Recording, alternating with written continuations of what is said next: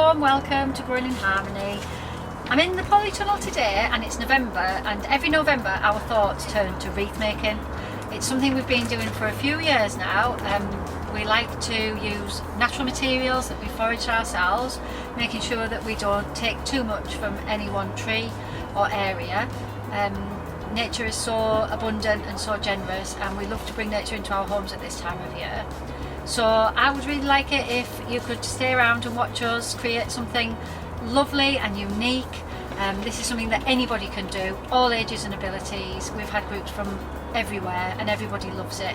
And the thing I love about it most is that it is unique. Everybody's is different, no two ever look the same, and that's amazing because we're all so unique and different. I'm here in the tunnel and we're continuing working with our willow, getting ready to make wreaths.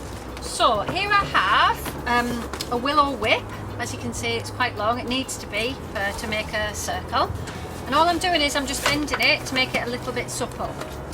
So if you fancied making your own wreath base rather than buying one or just getting one from that's not made from natural materials, this is a really good way if you've got willow growing near you.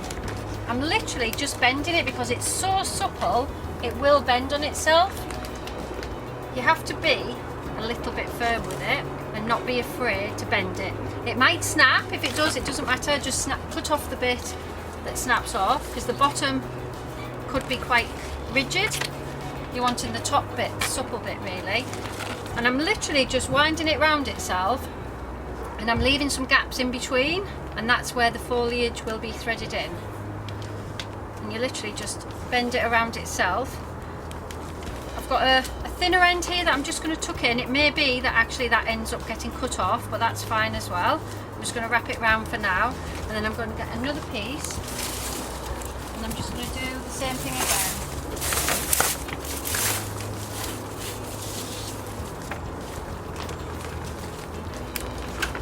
You need a big space for doing this, preferably outside actually is best, so you've got lots of space.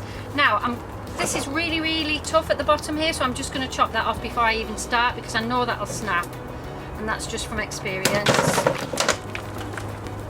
That's a little bit supple, so I like to do it from both ends. So I've started with that end there, that's my end, and I'm going to put the end in at this end, and that's just preference, that's just because that's the way I like to do it.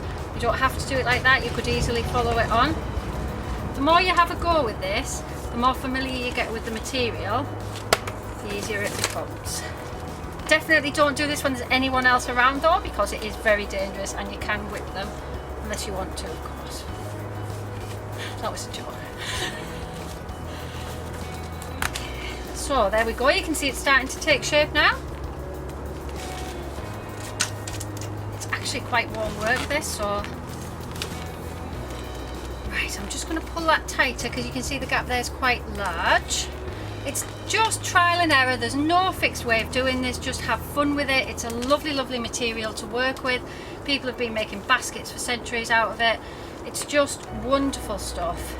And then this, if you do make one of these, will dry over the winter. When your foliage is dyed on your wreath, you just strip it back and use the same wreath base next year. So I'm quite happy with that, it's quite big. I'm just going to chop these ends off. Need a decent pair of secateurs definitely when you're doing this, or a little hand saw, as it can be quite tough.